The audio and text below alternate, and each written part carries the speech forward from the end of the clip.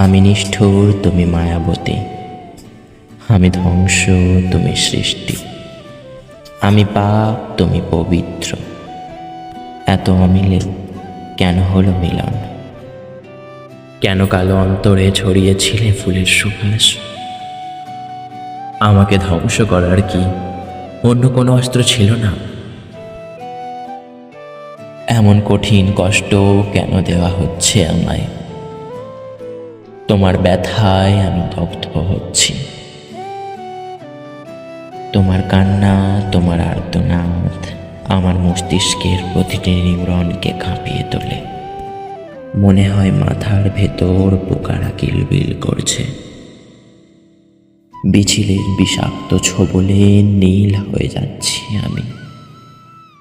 আমাকে বাঁচাও।